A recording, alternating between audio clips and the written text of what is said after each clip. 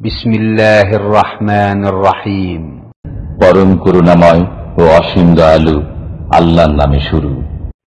ومن أحسن قولا ممن دعا إلى الله وعمل صالحا وقال إنني من المسلمين।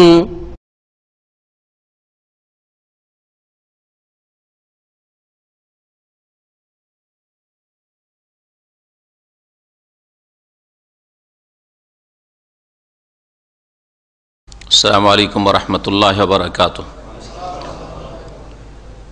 इन्नल हम्दुलिल्लाह नहमदुहु व नस्तईनुहु व नस्तगफिरुहु व नऊज़ु बिल्लाहि मिन शुरूरि अनफुसिना व मिन सय्यिआति अमालिना।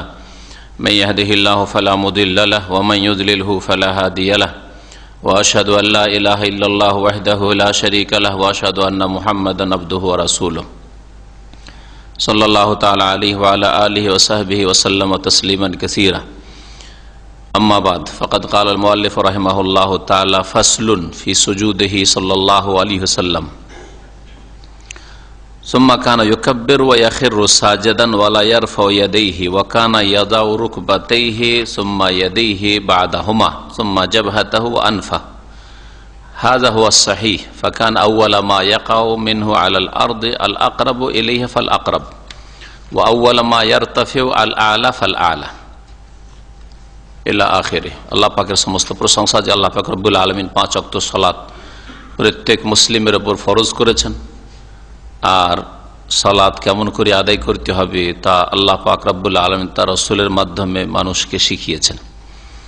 সালাত এবং সালাম নাযিল হয়েছে মুহাম্মদ রাসূলুল্লাহ সাল্লাল্লাহু আলাইহি ওয়াসাল্লামের উপর, যিনি বলেছেন সাল্লু কামা রাআইতুমুনি উসাল্লি, তোমরা সালাত আদায় করো, নামাজ পড়ো ওইভাবে যেইভাবে আমাকে তোমরা সালাত আদায় করতে দেখলে, নামাজ পড়তে দেখলে। সুতরাং প্রত্যেক মুসলিমের জন্য ফরজ, যেমন 5 ওয়াক্ত নামাজ পড়া, তাতে ঘাটতি করা জায়েজ নয়। আর ঘাটতি করলে সেই ব্যক্তি নামাজ কায়েম করলো না। ঠিক তেমনি রাসূলুল্লাহ সাল্লাল্লাহু আলাইহি ওয়াসাল্লামের তরিকা অনুযায়ী নামাজ পড়া ফরজ। কেউ যদি রাসূলুল্লাহ সাল্লাল্লাহু আলাইহি ওয়াসাল্লামের তরিকা ছাড়া অন্য কোন তরিকার নামাজ পড়ে তো আল্লাহ পাক তা গ্রহণ করবেন না। নবী করিম সাল্লাল্লাহু আলাইহি ওয়াসাল্লাম বলেছেন, মান আমিলা আমালান লাইসা আলাইহি আমরুনা ফাহুয়া রাদ। যে ব্যক্তি কোন আমল করলো, আর নামাজ হচ্ছে একটি গুরুত্বপূর্ণ আমল। ইসলামের তাওহীদের পরে, কালেমা তাইয়্যিবার শাহাদাতের পরে প্রথম কাজ হচ্ছে 5 ওয়াক্ত নামাজ পড়া, যা দিয়ে মানুষ প্রমাণ করে যে আমি মুসলিম। কাফের অমুসলিম নামাজের সময় রাস্তাঘাটে বসে থাকে, ঘরে শুয়ে থাকে, আর মুসলিম নামাজ পড়ে। এ হচ্ছে পার্থক্য মুসলিম আর অমুসলিমে। যদি মুসলিমও ঘরে শুয়ে থাকে, রাস্তায় বসে থাকে, তাহলে সেই মুসলিম আর অমুসলিমে কোনো পার্থক্য নেই। এটাই কথা নবী করিম সাল্লাল্লাহু আলাইহি ওয়াসাল্লাম বলেছেন। তো নামাজ যেমন আল্লাহ পাক ফরজ করেছেন, ঠিক তেমনি নামাজ পড়া রাসূলুল্লাহ সাল্লাল্লাহু আলাইহি ওয়াসাল্লামের তরিকাতেও ফরজ করেছেন। এই সংক্ষিপ্ত জাদুল মাদের আমাদের দর্শে আজকের বিষয়বস্তু হচ্ছে রাসূলুল্লাহ সাল্লাল্লাহু আলাইহি ওয়াসাল্লামের সেজদার ক্ষেত্রে আদর্শ। রাসূলুল্লাহ সাল্লাল্লাহু আলাইহি ওয়াসাল্লামের সেজদা কেমন হইত এবং সেজদা যাওয়া কেমন হইত, সেজদার দোয়া, সেজদার তাসবিহ কেমন হইত, এই বিষয়গুলি এতে উল্লেখ করা হয়েছে। লেখক বলছেন যে এই অধ্যায় হচ্ছে ফি হাদিহি সাল্লাল্লাহু আলাইহি ওয়াসাল্লাম ফি সুজুদ, নবী করিম সাল্লাল্লাহু আলাইহি ওয়াসাল্লামের আদর্শ সেজদা সম্পর্কে। তারপরে লেখক বলছেন সুম্মা কানা ইউকাব্বিরু ওয়া ইয়াখিরু সাজিদান। এর আগে আলোচনা হয়েছে রুকু এবং রুকু থেকে উঠা পর্যন্ত।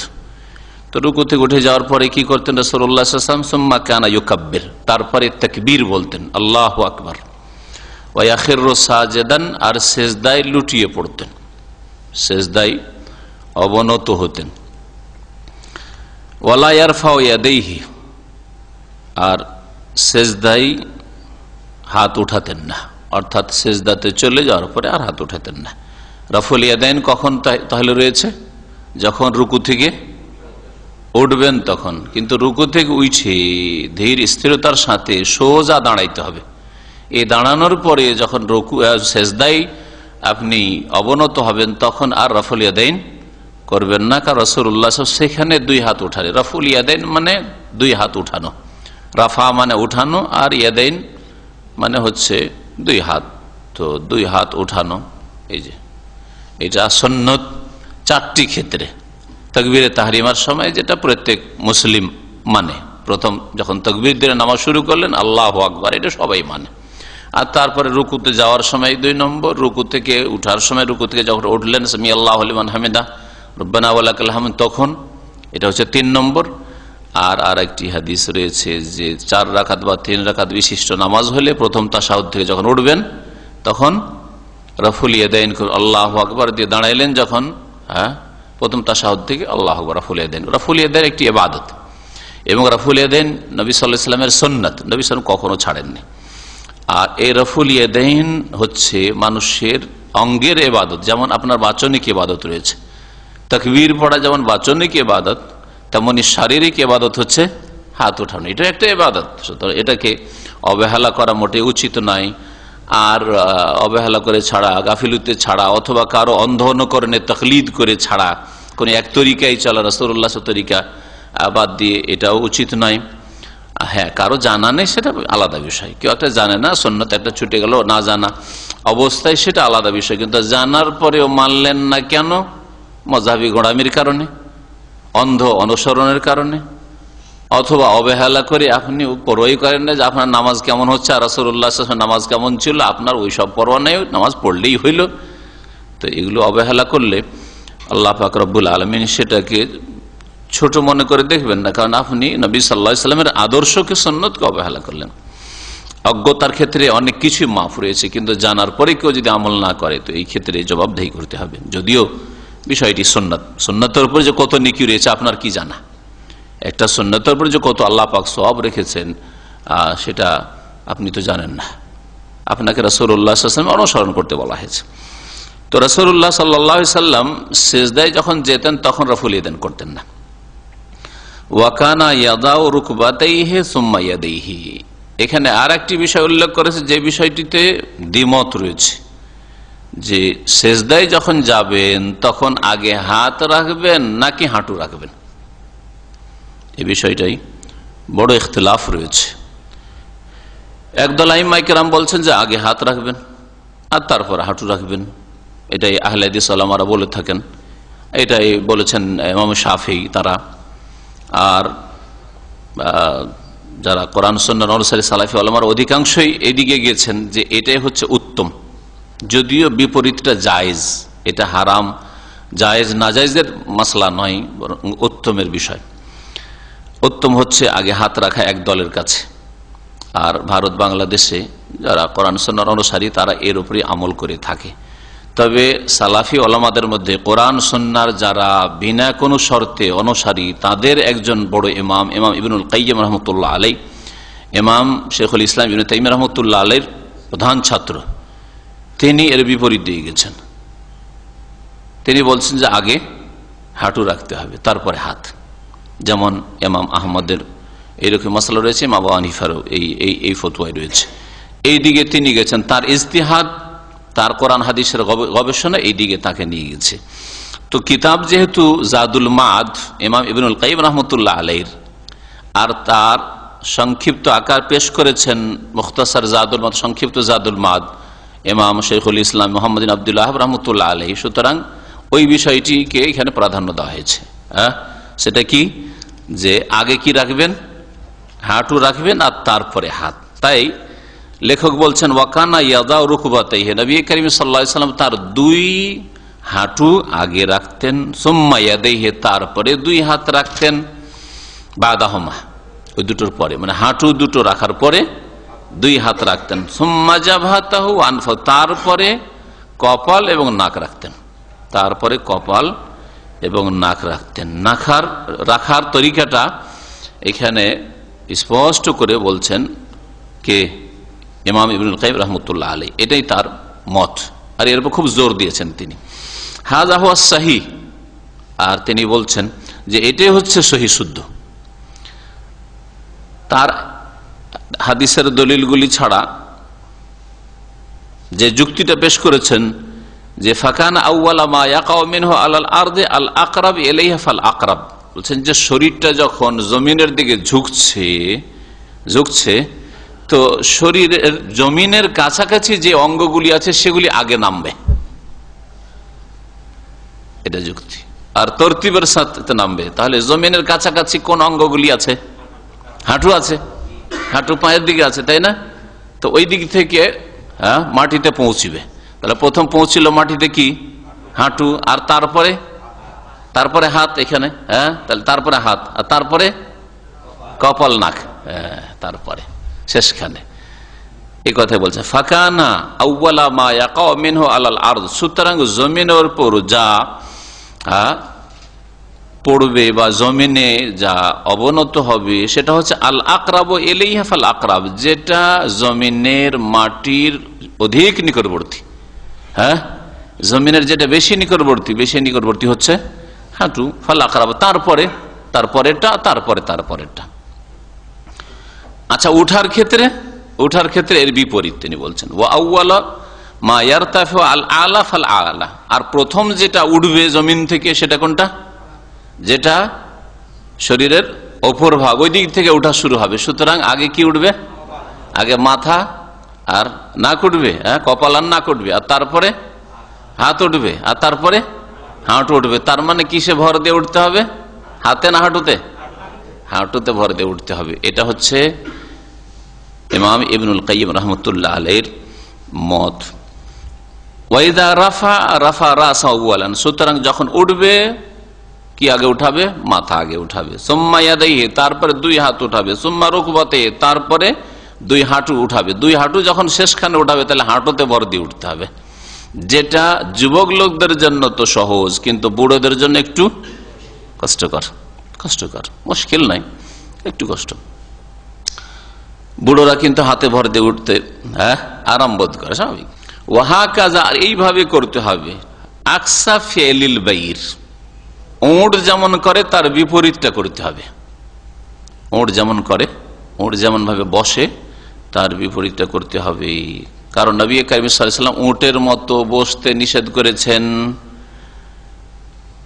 ওয়াকাদ নাহা আনি তাশাব্বুহি বিল হাইওয়ানাতি ফিস সালাতে, নবী কারীম সাল্লাল্লাহু আলাইহি ওয়াসাল্লাম কয়েক রকমের জীবজন্তুর সাদৃশ্যতা নিষেধ করেছেন। এখানে খুব সুন্দর করে একসাথে কয়েকটা হাদিসের সংক্ষিপ্ত জানতে পারবেন আপনি।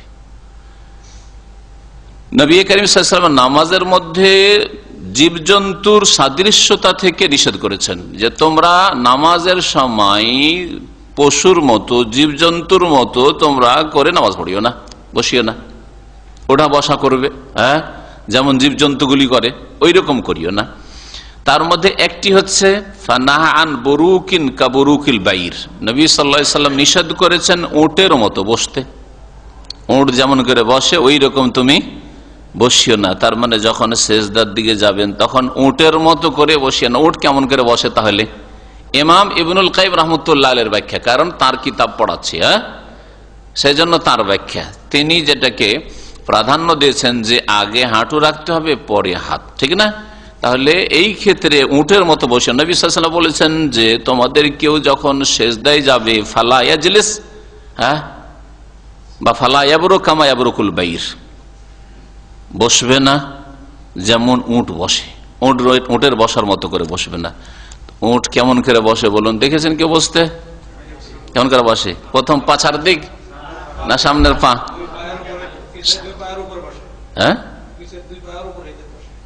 আগে কোনটা নামায়?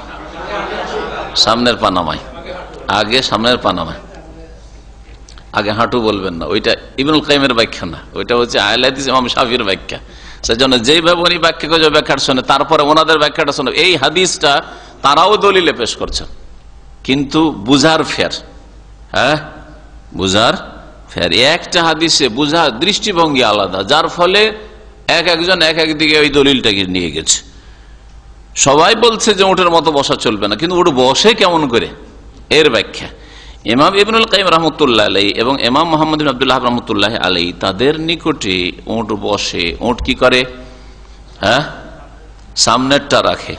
সুতরাং মানুষের হাঁটু আর হাত এই দুটোর মধ্যে কোনটা সামনে? হাত সামনে। সুতরাং তোমরা হাত রাখিও না, উটের মতো বসিও না, মানে হাত রাখিও না, বুঝলেন না? আর নবী সাল্লাল্লাহু আলাইহি ওয়াসাল্লাম আর এক পশুর সাদৃশ্যতা নিষেধ করেছেন নামাজের মধ্যে। এই জীবজন্তুর সাদৃশ্যতাটা বুঝে না, যাতে ওই রকম নামাজ আমরা না পড়ি। নামাজের ক্ষেত্রে অনেকে এরকম করে। ওয়ালতিফাতিন কালতিফাতিস সালাব, আর এদিক সেদিক তাকানো নিষেধ করেছেন, যেমন কি খেকশিয়াল, সালাব মানে যে খেকশিয়াল, খেকশিয়াল যেমন এদিক সেদিক তাকায়, খেকশিয়াল দিয়ে ছোটকালে এইরকম করতে থাকে, এইরকম করে নামাজ পড়ছে, এইরকম করিয়েন না, এটা খেকশিয়ালের চরিত্র, এইরকম নামাজ পড়বেন না। কিন্তু আজকালকার বেনামাজি যদি নামাজ পড়তে কখনো বাধ্য হয় তো মজবুর এটা করতে হয়।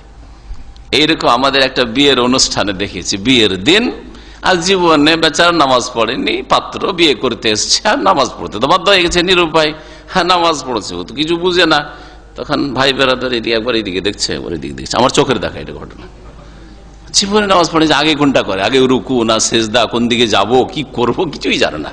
এ হচ্ছে মুসলমানদের অবস্থা। তাহলে আল্লাহ মুসলমানদের কি করে সম্মানিত করবেন? যে মুসলিম নামাজ পড়তে জানে না, যেমন একটা হিন্দু নামাজ পড়তে যায় না ওই রকম, তাহলে ওই মুসলিমদেরকে আল্লাহ কি করে মান ইজ্জত দেবেন? কেন কাফেরের গোলামি করবে না? আর কেন বালা মুসিবত আসবে না? নবী করিম সাল্লাল্লাহু আলাইহি ওয়াসাল্লাম তাহলে খেকশিয়ালের মতো এদিক সেদিক তাকানো নিষেধ করেছে নামাজে। ওয়াফতিরাসিন কাফতিরাসিস সাবঈ, আর হিংস্র পশু যেমন সামনের পা বিছিয়ে বসে, ওই রকম করে তোমরা বিছাইও না, বিছিয়ে নামাজ পড়িও না। হ্যাঁ, কখন বিছায়? সেজদায়। সেজদায় অনেকে সেজদা করে, দেখাতে পারবেন কেউ একটু? হ্যাঁ, এই যে হাতটাকে রেখে দিলে সেজদা করেছে, হাত রেখে দে, এটা জায়েজ না। এটা হচ্ছে সাবাউন বলা হয় হিংস্র পশুকে। হ্যাঁ, হিংস্র পশু হচ্ছে বাঘ, ভল্লুক, বিভিন্ন যেসব পশু রয়েছে, কুকুর ইত্যাদি। তো তোমরা বসিও না হিংস্র পশুর মতো করে, বা বিছাইও না। ইফতেরাস মানে বিছানো, এই যেন ফার্স মানে বিছানা, এটা হচ্ছে ফার্স, এটাকে ফার্স বলা হচ্ছে, দোকানে যারা ফার্স বলে এগুলো। হাত বিছাবে না কার মতো? হিংস্র পশুর মতো। হিংস্র পশুর মতো হাত বিছাবে না। আচ্ছা বলেন, দেশীয় নামাজে মহিলারা কেমন নামাজ পড়ে বলেন দেখি? এটা কি শুধু পুরুষদের সাথে খাস, না নারী পুরুষ উভয়কে নবী সাল্লাল্লাহু আলাইহি ওয়াসাল্লাম নির্দেশ দিয়েছেন? তাহলে চিন্তা করেন, তাহলে মহিলাদের আমাদের দেশের নামাজ নবী সাল্লাল্লাহু আলাইহি ওয়াসাল্লামের নিষিদ্ধ কাজ নয়। তাদের মহিলাদের নামাজ শিখায় 16 রকমের পার্থক্য, 16-17 রকমের পার্থক্য। তার মধ্যে একটা হচ্ছে বিছিয়ে গুড়ি সুড়ি হয়ে তোমরা সেজদা করবে, লুটিয়ে একবারে। এই যুক্তি কোথায় সেই পেলে? এতে বেশি পর্দা হবে। নবী সাল্লাল্লাহু আলাইহি ওয়াসাল্লাম পর্দা বুঝতেন না? নবী সাল্লাল্লাহু আলাইহি ওয়াসাল্লাম পুরুষ হোক আর নারী হোক নিষেধ করেছেন, তোমার হাত বিছাবে না। ওয়ালা ইফতারু ইফতিরাসাল কালবে, আর এক হাদিস রয়েছে, কুকুরের মতো, কুকুর যেমন সামনের পাটাকে লম্বা করে বসে থাকে, হ্যাঁ ওইরকম করে বসবে, তোমরা সেজদা করবে না। এটা নিষেধ করা হয়েছে, পুরুষ হোক আর নারী হোক। সুতরাং আপনাদের প্রত্যেকের মা বোন আছে, নামাজ ঠিক করেন। নামাজ ঠিক করেন না তো আপনাকে জবাব দিতে হবে, কারণ ওই মহিলা হয়তো শিখার সুযোগ পায়নি, আপনার মা, খালা, আপনার স্ত্রী, আপনার বোনেরা শিখার সুযোগ পায়নি, আপনি শিখার সুযোগ পেয়েছেন। সুতরাং সহি নামাজ শিখান। এইরকম হিংস্র পশুর মতো তারা হাত বিছিয়ে দিবে আর নামাজ পড়বে, এইরকম করে যেন সেজদা না করে। আর কুকুরের মতো করে পাছার ভরে বসবে না। কুকুর আর এক রকম করে বসে, কুকুরের বসাটা দেখেছেন? ওপর দিকটা খাড়া করে, হ্যাঁ, আর পাঁচ হাতে ভর দিয়ে একটু পয়সা দেখান দেখি। ওইরকম নামাজের মধ্যে যদি কেউ এরকম বসে বৈঠকে, তো কুকুরের মতো এইরকম পাছায় ভর দিয়ে আর পাটাকে খাড়া করে, এরকম যে পা খাড়া, হ্যাঁ, এইভাবে বসবে না, নিষেধ করেছেন নবী করিম সাল্লাল্লাহু আলাইহি ওয়াসাল্লাম। ওয়া নাকরিন কা নাকরিল গোরাব, আর নামাজের মধ্যে কাকের মতো ঠোকর মারা নামাজ পড়বে না। কাকের মতো ঠোকর মারা নামাজ আমাদের দেশীয় নামাজ, আর বিশেষ করে তারাবির নামাজ, ঠিক না? তারাবির নামাজ, এই নামাজ নবী সাল্লাল্লাহু আলাইহি ওয়াসাল্লাম নামাজ না, কবুল হবে না। এরকম ঠক ঠক ঠক ঠক ঠক ঠক, হ্যাঁ, নবী সাল্লাল্লাহু আলাইহি ওয়াসাল্লাম তিলকা সালাতুল মুনাফিকিন, তিলকা সালাতুল মুনাফিক, এই হচ্ছে মুনাফিকদের নামাজ। মুনাফিকদের নামাজ পড়ে না, আসর নামাজ পড়ে না, ঘুমিয়ে থাকে, অবহেলা করে, হাট বাজার করে, আর তারপরে দেখে যে সূর্য ডুবে তাতে নামাজ পড়ে। হ্যাঁ, তারপরে ইয়ান করো আরবান লা ইয়াযকুরুল্লাহ ইল্লা কালিলা, 4টা ঠক ঠক করে ঠোকর মারলো আর আল্লাহর স্মরণ কিছু করলো না, তেমন আল্লাহর কোন জিকির আজকার করলো না। এটা মুনাফিকদের নামাজ। তো এই ঠোকর মারা নামাজ জায়েজ না, এভাবে নামাজ হয় না। নিষেধ করেছেন নবী করিম সাল্লাল্লাহু আলাইহি ওয়াসাল্লাম, ওয়ারাফুল আইদি ওয়াক্তাস সালাম, আর সালাম ফেরার সময় হাত উঠানো, কা আজনাবিল খাইলি সমস, অবাধ্য ঘোড়ার লেজ হিলানোর মতো। অবাধ্য ঘোড়া, যেই ঘোড়া পিঠে চড়তে দিতে চায় না সওয়ারিকে, হ্যাঁ, ওই ঘোড়া করে কি লেজ হিলেতে থাকে, এইরকম করে। তো নবী করিম সাল্লাল্লাহু আলাইহি ওয়াসাল্লাম সহিহ মুসলিমে একটি হাদিস রয়েছে, একবার দেখলেন যে কিছু লোকেরা নবী সাল্লাল্লাহু আলাইহি ওয়াসাল্লামের পিছনে নামাজ পড়ছে আর সালাম ফেরার সময় সালাম আলাইকুম রহমতুল্লাহ, সালাম আলাইকুম রহমতুল্লাহ এরকম করেছে। তখন নবী সাল্লাল্লাহু আলাইহি ওয়াসাল্লাম বলেন, সহিহ মুসলিমের হাদিস, মালি আরাকুম কা আজনাবে খাইলিন শামস উসকুনু ফিস সালাহ। মালিক, কি হয়ে গেছে আজকে, যারা তোমাদেরকে দেখছি কা আজনাবে খাইলিন শামস, অবাধ্য ঘোড়ার লেজের মতো এইরকম করছো, লেজটা এইদিকে একবার যাও এইদিকে একবার যাও, এইরকম করছো তোমরা, হ্যাঁ। উসকুনু ফিস সালাহ, নামাজে তোমরা শান্ত হও, নামাজে তোমরা শান্ত হয়ে নামাজ পড়ো। এই হাদিস সহিহ মুসলিমে রয়েছে, আর স্পষ্ট ওই নামাজে রয়েছে ওয়াহাজা ইনদাস সালাম, সালামের সময় কিছু লোকেরা এইরকম করতো, সেই জন্য নবী সাল্লাল্লাহু আলাইহি ওয়াসাল্লাম নিষেধ করেছেন, কারণ এটা সুন্নাত নয়, এটা সুন্নাত নয়। আমি দু একজন মিশরীকে দেখেছি এখানে সালাম ফেরার সময় সালাম আলাইকুম রাহমাতুল্লাহ, এত জোরে না হইলে এরকম সালাম আলাইকুম রাহমাতুল্লাহ, সালাম আলাইকুম রাহমাতুল্লাহ এরকম করতে দেখেছি। তো এইরকম অজ্ঞতা এখনো আছে, এই অজ্ঞতা অনেকের মধ্যে আছে। নবী করিম সাল্লাল্লাহু আলাইহি ওয়াসাল্লাম নিষেধ করেছেন। এই হাদিসটাকে আমাদের দেশের গোড়া মযহাবধারীরা কোথায় ফিট করেছে জানেন? রফেদান, সুন্নতি রফেদানের জায়গায় পেশ করে দিয়েছে। আর তারা তাদের বক্তব্যে তাদের কিতাবে লিখেছেন, নবী সাল্লাল্লাহু আলাইহি ওয়াসাল্লাম যারা রফেদানি করে নামাজ পড়ে তাদেরকে বলেছেন ঘোড়ার লেজ হিলার মতো। কোথাকার ব্যাখ্যা, অপব্যাখ্যা না এটা? এটা মিথ্যাচার না? এরা এরকম মিথ্যাচারিত আল্লাহ পাকের সামনে জবাব দিতে হবে, যেখানে স্পষ্ট হাদিস আছে যে এটা ইনদাস সালাম, সালামের সময় লোকেরা করতো। আর বাকি নবী সাল্লাল্লাহু আলাইহি ওয়াসাল্লাম সারা জীবন ধরে রফেদান করেছেন।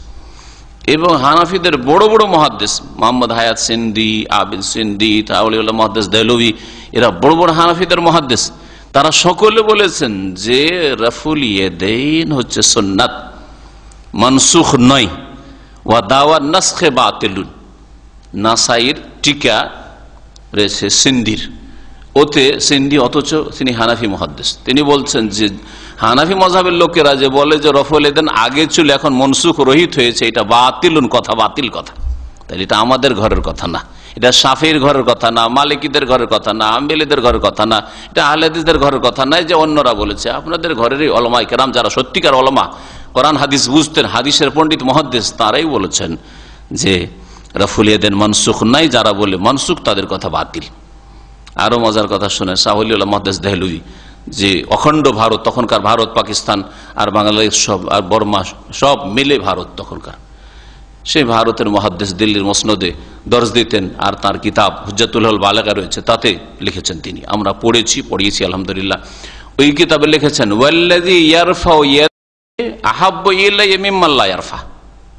হানাফি মুহাদ্দিস হওয়া সত্ত্বেও তিনি বলছেন যারা রফুল ইয়াদাইন করে নামাজ পড়ে তারা আমার কাছে বেশি প্রিয়, আহাব্বু ইলাইয়া আমার কাছে বেশি প্রিয়, হ্যাঁ, ওই লোকদের তুলনায় যারা মিম্মান লা ইয়ারফা, যারা রফেদান করে না, তার রফেদানি যারা করে না তাদের তুলনায় যারা রফেদানি করে নামাজ পড়ে, আল্লাহু আকবার, হ্যাঁ, তারপরে রুকুতে গেল আল্লাহু আকবার, হ্যাঁ, তারপরে রুকুতে উঠলো সামি আল্লাহু রাব্বানা ওয়া লাকাল হামদ, হ্যাঁ, এরা বেশি প্রিয় আমার কাছে।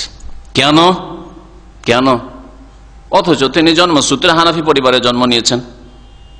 বলছেন লে আন্না আহাদিস আর রফে আকসারু আসবাতু, কার রফেদানের হাদিসগুলি সবচাইতে বেশি সংখ্যার, আকসারু কাসীর ইসম তাফজিল, অনেক বেশি, ও আসবাতু আর অধিক বলিষ্ঠ, সাবেতুন মানে বলিষ্ঠ প্রমাণিত, আর আসবাত মানে অধিক বলিষ্ঠ। বাকি রফেদান একবার করে তাকবীরে তাহরিমা আর করলেন না, যে আব্দুল্লাহ মাসউদ রাদিয়াল্লাহু তাআলা আনহু থেকে বর্ণিত, সেটা আবু দাউদের হাদিস, বুখারীতে নেই, মুসলিমে নেই, হ্যাঁ, আবু দাউদের হাদিস। আর সেই হাদিস সম্পর্কে স্বয়ং ইমাম আবু দাউদ বলছেন ওয়ালাম ইয়াসিহ, হাদিসটা সহিহ নয়, হাদিসের সনদ সহিহ নয়, যায়িফ, দুর্বল। আর তারপরে যদি ধরেই নি যে একটা হাদিস আর 50টা হাদিস বলছে রফুল ইয়াদাইন, তাহলে 50 বার করে যদি একবার না করেন একটা সনদ, কোনো দোষ নেই। তো আপনি 50 বার রফুল ইয়াদাইন করেন আর একবার যদি নাও করেন, আমারও ছুটে, কোনো দোষ নেই।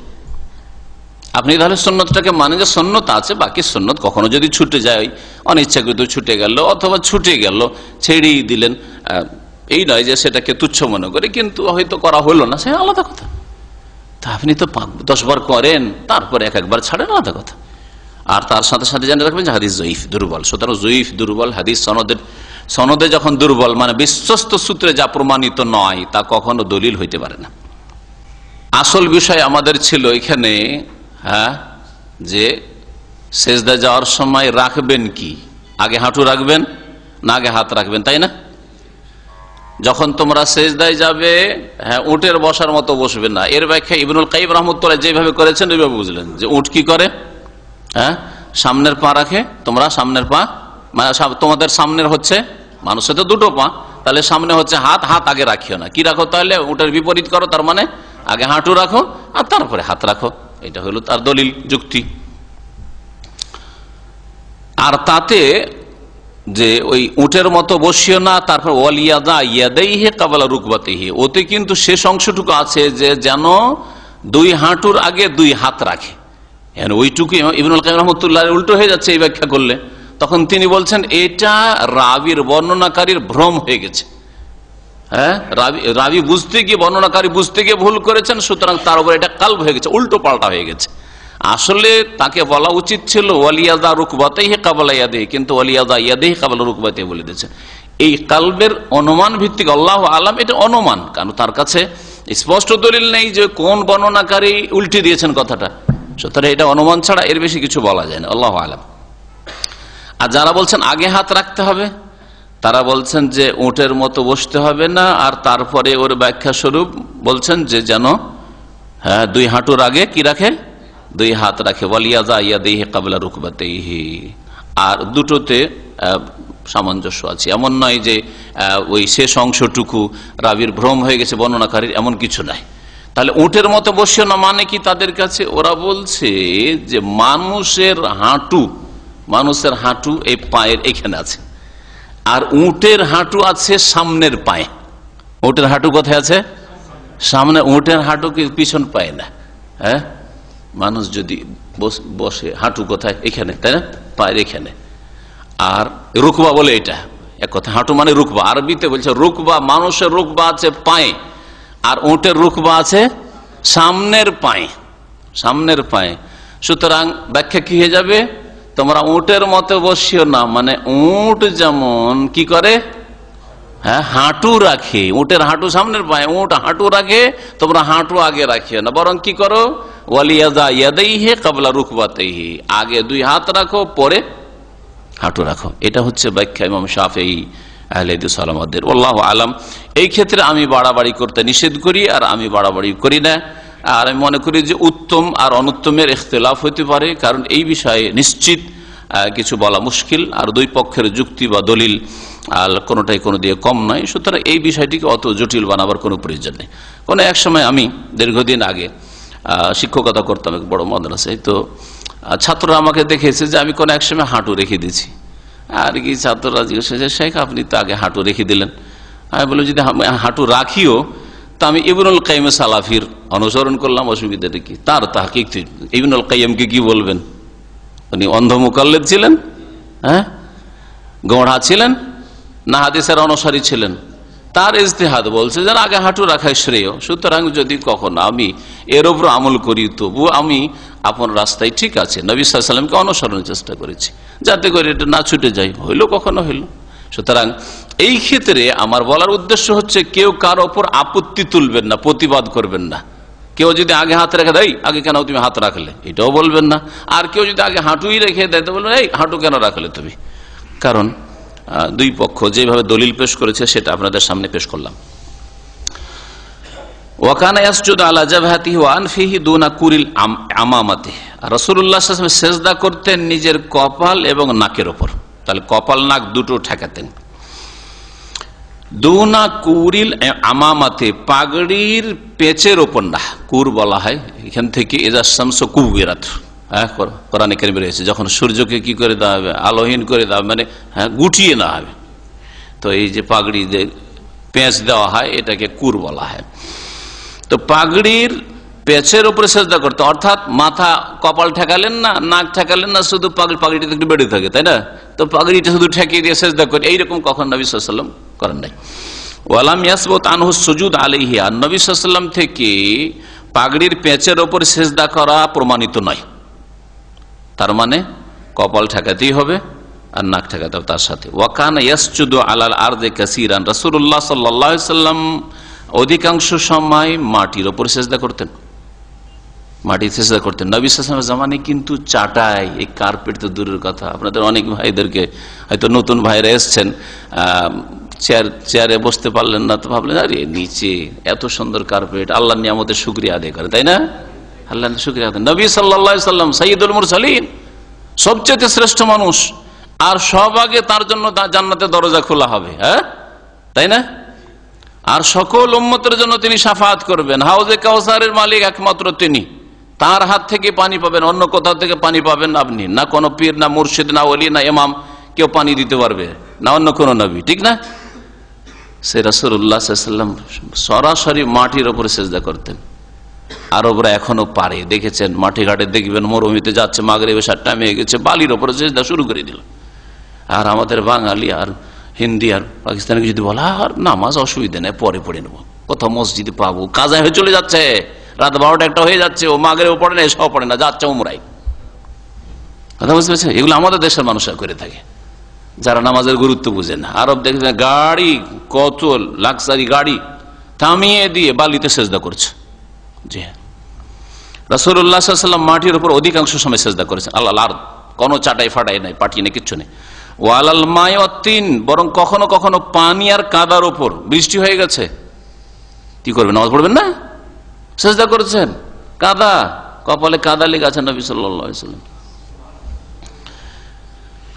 পানির ওপর আর কাদার ওপর, তিন বলা হয় কাদার।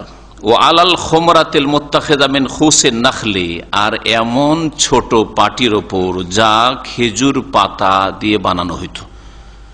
খুমরা আর ব্যাখ্যা ছোট পাটি, অথবা এমন ছোট জিনিস যেটা শুধু সেজদার জায়গায়।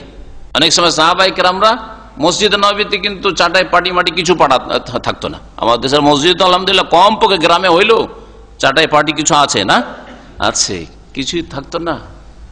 আর তারপর কুচি পাথরে সেজদা করতে কষ্ট হইতো। হ্যাঁ, তারপরে বালি আর কুচি পাথরে এত গরম হয়ে যেত, জোহরে সেজদা করা মুশকিল হয়ে যেত। কত তাপ মদিনায় চিন্তা করেন আপনি, আর মক্কায় কত তাপ চিন্তা করেন গ্রীষ্মকালে। তখন তারা সাহাবীরা বলছেন যে আমরা এই কপালকে গরম থেকে, এত গরমে কপাল ঠেকানো যায় না মাটিতে, আর কুচি পাথরে কষ্ট হয়, তখন কাপড় আমরা একটু রেখে দিয়ে একটু সেজদা করতাম, ইত্তেকাল হাররে, গরম থেকে, গরমের প্রখরতা থেকে বাঁচার জন্য।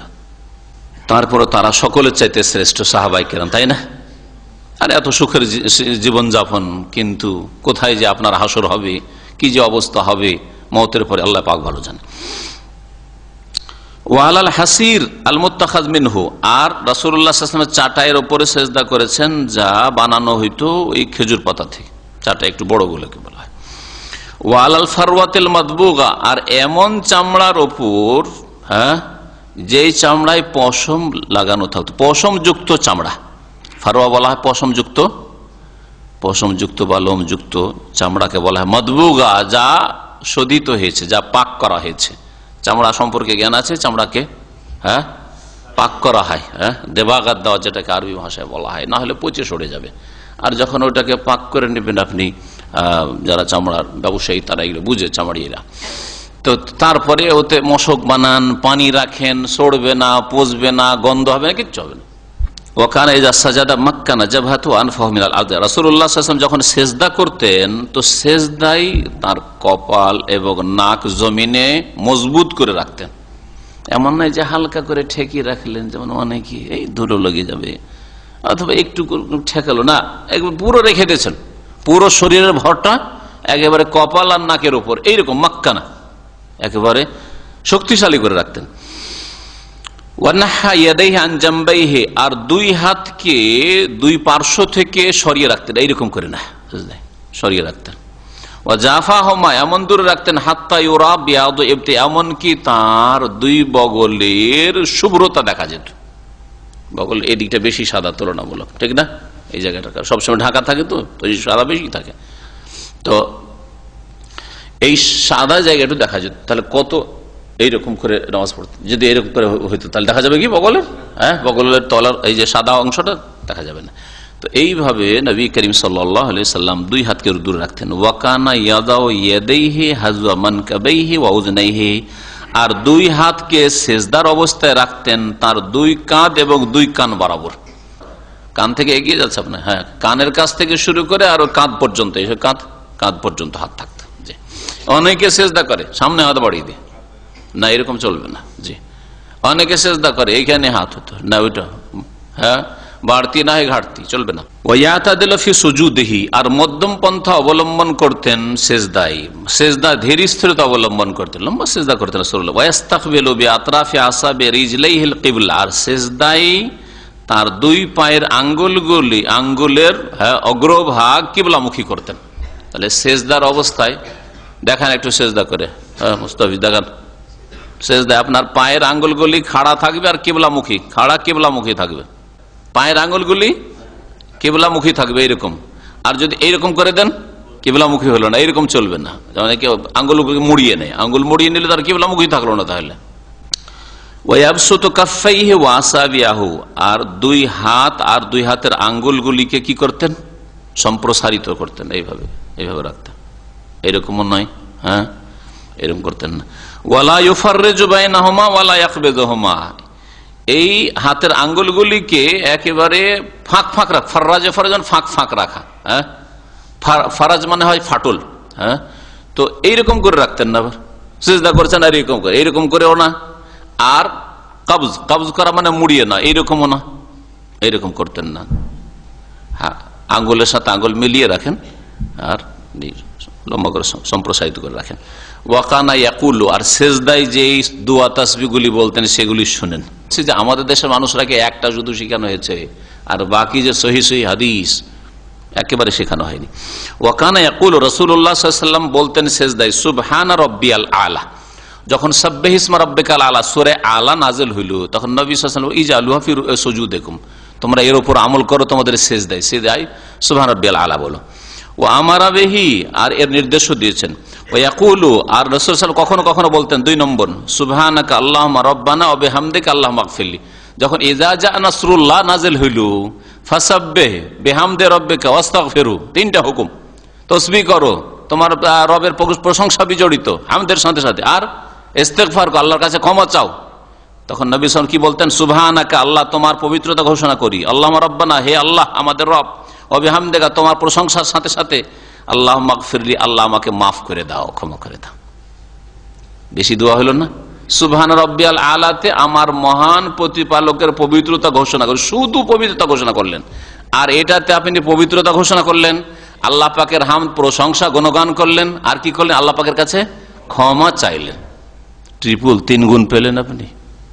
চিন্তা করুন তো, এগুলোর উপর আমল করতে হবে না, মাঝে মধ্যে তো করবেন।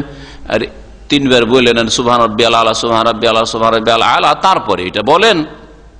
অথবা কখনো কখনো যদি দেখেন জানেন ইমাম এরকম সুযোগই দেয় না, ইমাম অনেকে আছে এইরকম এক্সপ্রেস, তাহলে ঠিক আছে কোন নামাজে আপনি সুবহান রাব্বিয়াল আলা, কোন নামাজে আপনি এটা বলেন সুবহানাকা আল্লাহুম্মা রাব্বানা ওয়া বিহামদিকা আল্লাহুম্মা ইগফির, এটা বলেন। আর 3 নম্বর কখনো কখনো বলতেন ওয়াকুল সুবহুন কুদ্দুস রাব্বুল মালায়েকাতি ওয়ার রূহ, অতি পবিত্র আল্লাহ পাক, সুবহুন কুদ্দুসুন তার পবিত্রতা ঘোষণা করে, আর কুদ্দুস তিনি পাক পবিত্র, কুদ্দুস মানে পাক পবিত্র। এখান থেকে বাইতুল মুকাদ্দাস যে ফিলিস্তিনের পবিত্র মসজিদকে বলা হয়, মানে পবিত্র ঘর। রব্বুল মালায়েকা যিনি ফেরেশতাগণের রব, আর রূহ আর জিবরাইল আলাইহিস সালাম, রূহ মানে জিবরাইল আলাইহিস সালামের রব, আর রূহ মানে আত্মাও যদি বলা হয় তো কোনো দোষ নেই, আত্মারও রব আল্লাহ পাক রব্বুল আলামিন। ওয়াকানা ইয়াকুলু, আর 4 নম্বর দোয়া কখনো কখনো নবী সাল্লাল্লাহু আলাইহি ওয়াসাল্লাম বলতেন আল্লাহুম্মা লাকা সাজাদতু, হে আল্লাহ তোমাকে আমি সিজদা করি, ওয়া বিকা আমানতু তোমার প্রতি ঈমান নিয়ে এসেছি, ওয়া লাকা আসলামতু তোমার প্রতি আমি আত্মসমর্পণ করেছি, সাজাদা ওয়াজহিল্লাযী খালাকাহু আমার মুখমণ্ডল সিজদা করেছে সেই সত্তাকে যিনি তাকে সৃষ্টি করেছেন, ওয়া সাওয়ারাহু আর আকৃতি দান করেছেন, ওয়া শাক্কা সামহু ওয়া বাসারাহু আর আল্লাহ পাক রব্বুল আলামিন কি করেছেন, সেই সত্তাকে সিজদা করছি যিনি বিদীর্ণ করে, শাক্কা যিনি বিদীর্ণ করেছেন সামআহু এর তার সৃষ্টির কি শ্রবণ শক্তি মানে কান, অবাসারা হওয়া দৃষ্টি, আল্লাহ পাক যদি এই ফাটল না দিয়ে যদি লেপে দিতেন এইটাকে, হ্যাঁ, দাজ্জালের মতো করে কানা দাজ্জাল, তো কি দেখতেন? হ্যাঁ, যদি আল্লাহ পাক আমাদের কানের এই ফাটলটা না রাখতেন, কানটা বন্ধ, তাহলে ঠসা হইতেন না, হইতেন না। আল্লাহ পাকের লাখ লাখ শুকরিয়া আদায় করেন। আল্লাহ পাক কোন নিয়ামতের তুমি কত মূল্য দিতে পারবে, দাও দেখি। তাবারাকাল্লাহ আহসানুল খালিকিন, বরকতময় সেই সত্তা, সেই আল্লাহ যিনি সবচাইতে উত্তম সৃষ্টিকারী, অর্থাৎ উত্তম আকৃতি দানকারী। আল্লাহ ছাড়া কেউ সৃষ্টি করতে পারে না, কিন্তু দুনিয়ার ক্ষেত্রে অনেকেই আর্টিস্ট, ভালো আর্ট করতে পারে, ভালো একটা আকৃতি কিছু তৈরি করতে পারে। আল্লাহ পাক রব্বুল আলামিন আহসানুল খালিকিন মানে আহসানুল মুসাউবিরিন, সবচাইতে উত্তম আকৃতি দানকারী। আল্লাহ পাক যে আকৃতি দান করেছেন, সারা পৃথিবীর মানুষকে যদি একই জায়গায় জমা করে দেন, একজনকে আরেকজনের সাথে বদলানো সম্ভব না। কিছু না কিছুতে পার্থক্য পাবেন আপনি। একই মায়ের পেটের ভাই, অনেক সময় মানুষ দেখে ধোকা খেয়ে যায়, হ্যাঁ, আমাদের ক্ষেত্রে অনেক সময় হয় এরকম। তো তারপরেও পার্থক্য অবশ্যই আছে, কিছুতে কিছুতে পার্থক্য আছে, হাতে পায়ে পার্থক্য আছে, হ্যাঁ, কপালে পার্থক্য আছে, না চুলে পার্থক্য আছে, দাড়িতে পার্থক্য আছে, কিছু পার্থক্য। যমজ অনেকে পার্থক্য করতে পারে না, কিন্তু বাপ মা যাদের সামনে রাত দিন থাকে অবশ্যই পার্থক্য করতে পারে, তার অবশ্যই কিছু পার্থক্য আছে। আল্লাহু আকবার, ফাতাবারাকাল্লাহু আহসানুল খালিকিন, বরকতময় সেই সত্তা আল্লাহ পাক রব্বুল আলামিন যিনি আহসানুল খালিকিন। 5 নম্বরে ওয়াকানা ইয়াকুল, 5 নম্বর দোয়া, নবী সাল্লাল্লাহু আলাইহি ওয়াসাল্লাম এটাও বলতেন, আল্লাহুম্মা আগফিরলি যামবি কুল্লাহ, হে আল্লাহ আমার সমস্ত গুনাহ মাফ করে দাও। দিক্কাহু ওয়া জিল্লাহু, দিক্কাহু জিল্লাহু মানে ছোট, জিল্লাহু মানে বড়, ওয়া আউয়ালু ওয়া আখিরু আগের আর পরের, ওয়া আলানিয়াতু সিররাহু প্রকাশ্য আর গোপনীয়, যত গুনাহ আছে আল্লাহ পাক তুমি সব মাফ করে দাও। ওয়াকানা ইয়াকুল, 6 নম্বর দোয়া, কখনো কখনো নবী সাল্লাল্লাহু আলাইহি ওয়াসাল্লাম সেজদায় বলতে, আল্লাহুম্মা আগফিরলি খাতায়া ওয়া জাহলি, হে আল্লাহ আমার পাপ সমূহ, খাতায়া বড় গুনাহ মাফ করে দাও, ও জাহলি আর আমার অজ্ঞতা মূর্খতা মাফ করে দাও, ও ইসরাফি ফি আমরি আমার কাজে আমার বাড়াবাড়ি আল্লাহ মাফ করে দাও, ওমা আনতা আ'লামু বিহি মিন্নি আর যে সম্পর্কে তুমি আমার চেয়ে বেশি জানো। আমি জানি না যে ভুল করেছি, কিন্তু তুমি ধরেছো, তুমি জানো যে আমি এই ভুলটা করেছি। অনেক সময় খেয়াল করতে পারেন না যে আমি ভুল করলাম, আল্লাহ ওগুলো মাফ করে দাও। আল্লাহ মাগফিরলি জিদ্দি ওয়া হাজলি, হে আল্লাহ আমার সত্যি সত্যি যে গুনাহগুলি রয়েছে, মানে জেনে শুনে সত্যি সত্যি করেছি, সেটাও মাফ করে দাও। ওয়া হাজলি আর যেটা ঠাট্টা রসিকতাই করেছি, অনেক সময় ঠাট্টা রসিকতায় আপনি মিথ্যা কথা বললেন, ভুল করলেন আপনি। নবী সাল্লাল্লাহু আলাইহি ওয়াসাল্লাম কখনো ঠাট্টা রসিকতা করেও মিথ্যা কথা বলতেন না। আমরা মজাক করে কত যে মিথ্যা কথা বলি, কত ফালতু কথা বলি, কত অবাস্তব কথা বলি, কত বাড়াবাড়ি কথাবার্তা বলি। একটা লোক ভালো না, খুব ভালো তুমি, একটা লোক ভালো, হ্যাঁ, কিন্তু তাকে খারাপ বলে দিলেন, বলছেন না না ভাই একটু রসিকতার ছলে বললাম না। নবী সাল্লাল্লাহু আলাইহি ওয়াসাল্লাম আদর্শ এটা নাই। ওয়া খাতায়া ওয়া আমদি আমার গুনাহগুলিকে মাফ করে দাও, হ্যাঁ, যেগুলো অনিচ্ছাকৃত করেছি। ওয়া আমদি আর ইচ্ছাকৃত যে গুনাহ করেছি, আমাদ মানে হচ্ছে ইচ্ছাকৃত, সব মাফ করে। ও কুল্লু যালিকা ইনদি সমস্ত রকমের গুনাহ আমার কাছে আছে আল্লাহ। এই যে স্বীকার করছেন আল্লাহর সামনে, আল্লাহ সব গুনাহ আমার কাছে আছে, সুতরাং তুমি মাফ করে দাও আমাকে। আল্লাহ পাকের কাছে অঙ্গীকার করা, এটা আল্লাহ পাকের কাছে নিজের যে নিজে আপনি মুখাপেক্ষী আল্লাহর সামনে, আল্লাহ পাকের সামনে অসহায় আপনি আপনার জীবন অচল, দুনিয়া আখিরাত অচল, এটা প্রকাশ করছেন। আল্লাহ এই অবস্থার উপর রহম করে থাকেন। যে যত বেশি আল্লাহর কাছে কায়মনে চাইতে পারবে, যে আমার প্রয়োজন রয়েছে প্রকাশ করতে পারে, তাকে আল্লাহ পাক তত ভালো করে দেবেন। আর যে চাইছে আর ভোগবিলাস আর মনের ভিতরে অহংকার, অভাব কিসের আছে? জমি জায়গার অভাব নেই, টাকা পয়সার অভাব নেই, গাড়ি বাড়ির অভাব নেই, তারপরে দোয়া করছে। ওই দোয়ার একজন যতই কিছু থাক, রাজা ধীরাজা হয়ে যাক, আল্লাহর সামনে অসহায় যেন লুটিয়ে পড়েছে। আল্লাহ পাক অন্তর্যামী, আল্লাহ অন্তর দেখছেন যে কে কোন অন্তর নিয়ে আল্লাহ পাকের কাছে চাইছে।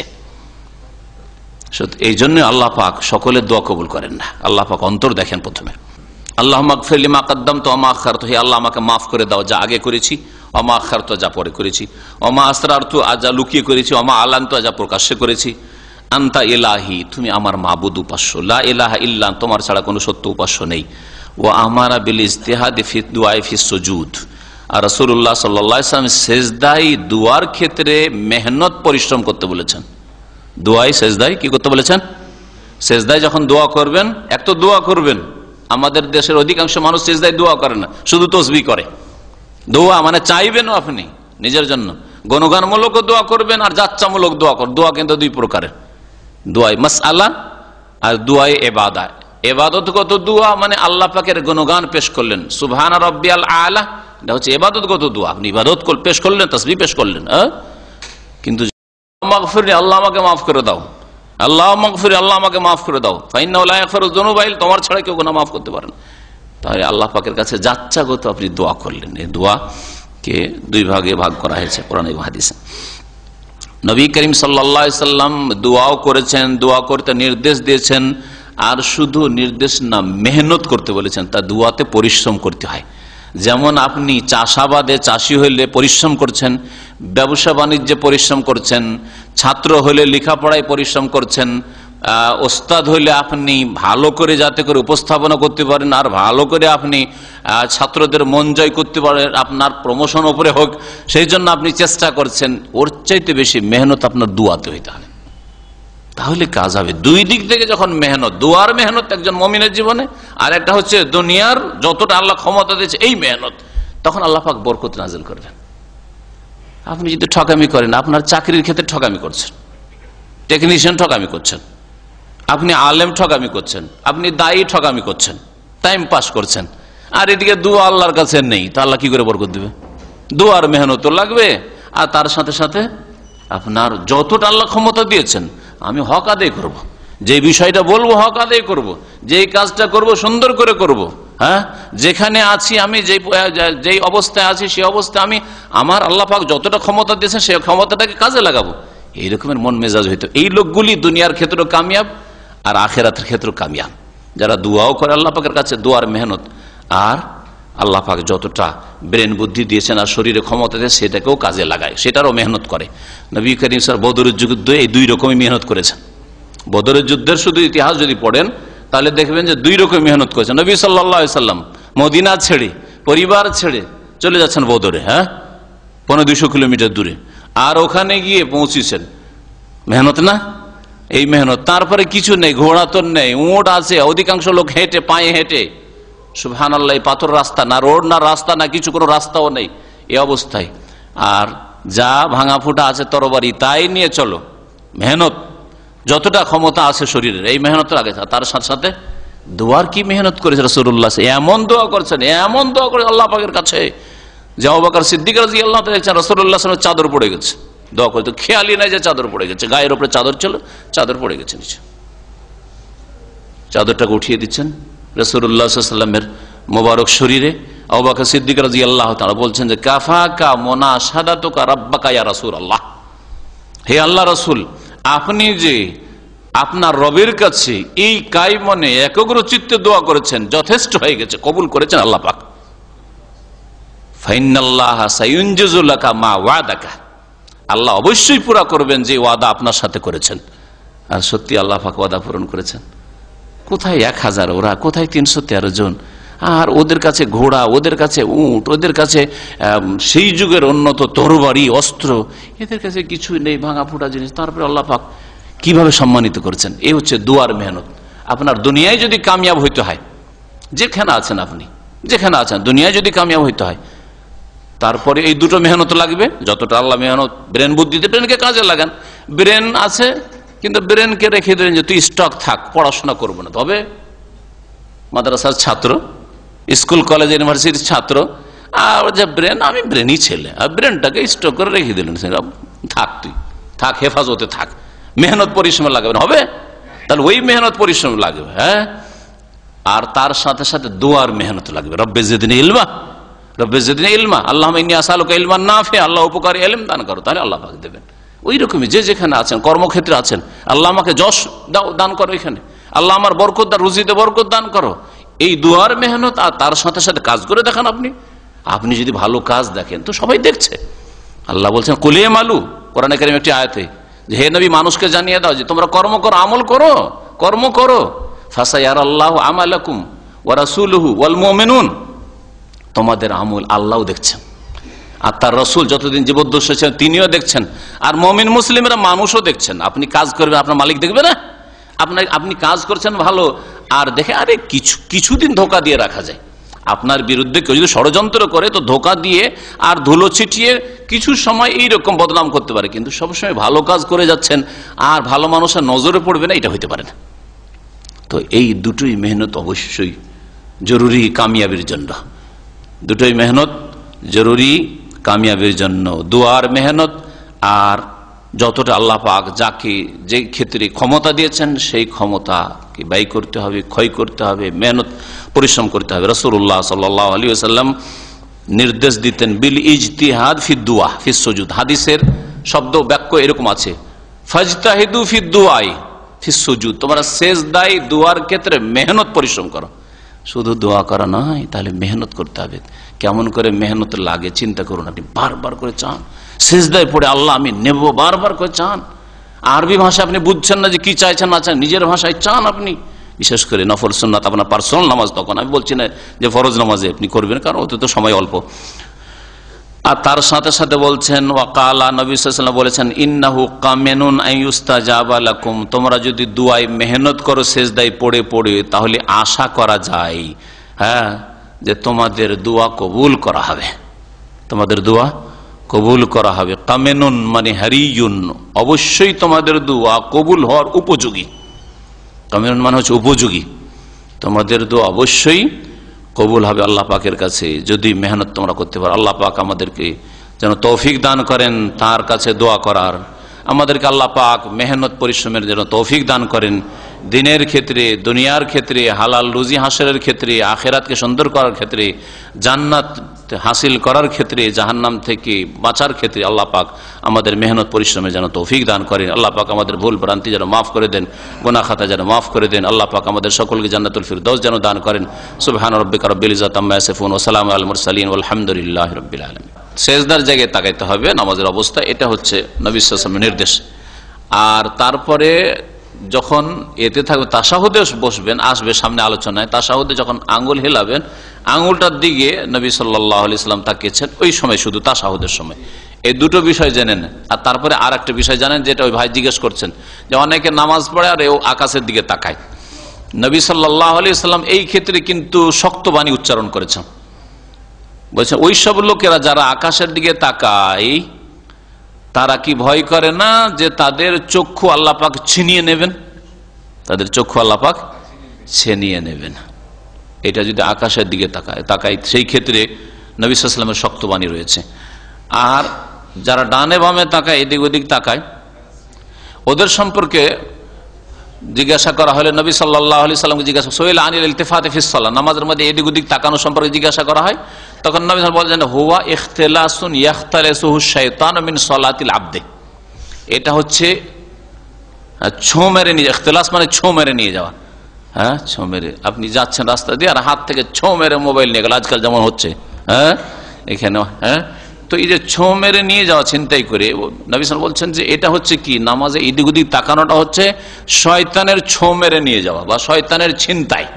ইয়াখতালিসুহু শাইতান, শয়তান ছিনতাই করে মিন সালাতিল আবদে, বান্দার নামাজকে, ওই নামাজটা হতে দিতে চায় না, সেই জন্য ছিনতাই করে নিয়ে যায়।